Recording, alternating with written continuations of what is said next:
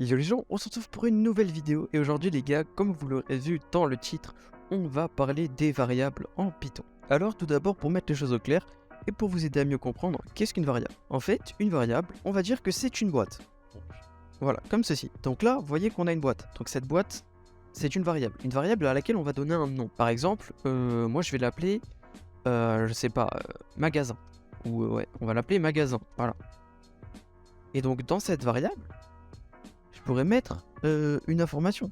Par exemple, je pourrais mettre l'adresse du magasin, cette rue du magasin.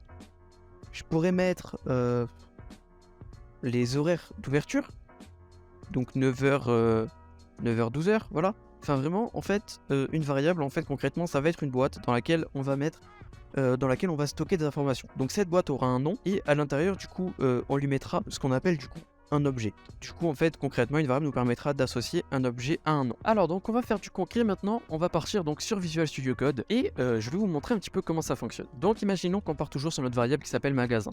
On écrit magasin. On met un espace, on met un égal. Donc là, en fait, concrètement ici, on a magasin qui est défini, mais pour le moment, du coup, il a aucune valeur. Voilà. Là, hop, voilà. Là, magasin n'a aucune valeur. Maintenant, on va lui donner une valeur. Donc, on va pouvoir soit lui donner une valeur numérique, enfin un nombre. Donc par exemple 12, soit une chaîne de caractères, par exemple, on repart sur la même idée que tout à l'heure, adresse de point 120 avenue du magasin, et en fait, cette variable elle va nous permettre, quand on voudra print l'adresse, eh bien, au lieu d'avoir à print toute l'adresse, on pourra print seulement magasin. C'est-à-dire que là on va print, alors attendez, hop, là on va print magasin, voilà, et donc en fait, on va prendre un CMD, on va faire Python mon premier script. Et là, voilà, vous voyez qu'ici, du coup, ça nous a print adresse 120 avenue du magasin. Donc ça nous permettra, par exemple, imaginons qu'on ait une information redondante à remettre plusieurs fois. Et bien ça nous permettra tout simplement de pouvoir la print beaucoup plus facilement sans avoir à la recopier à chaque fois. Donc il faut aussi savoir que les variables, du coup, comme je vous l'ai dit, ça peut être des valeurs.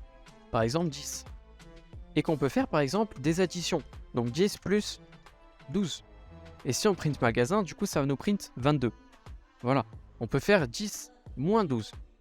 Et là, ça va nous print donc moins 2. On peut faire 10 fois 12, qui va nous print du coup 120. Donc on peut vraiment faire ce qu'on veut. On peut même aussi changer la valeur d'une variable. Je vais vous montrer. Par exemple, là, magasin égale 12. Au pire, on va faire magasin ouvert. Voilà. Donc là, si on veut print, ça nous dira ouvert. Maintenant, imaginons qu'il devient fermé le magasin. Et bien du coup, juste en dessous, magasin égale fermé. Et maintenant, quand on va print magasin, comme ceci, quand on va venir print magasin, on verra ouvert et fermé. Parce que au début, il est ouvert, on le print.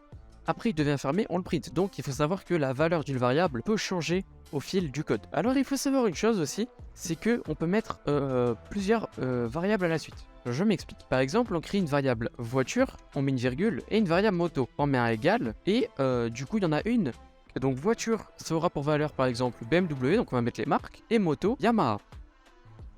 Et donc en fait, ici, donc si on print moto, ça va nous print Yamaha. Donc je vais vous montrer. On print, voilà, vous voyez que ça nous print Yamaha. Maintenant, si on print voiture, voilà, ça va nous print BMW.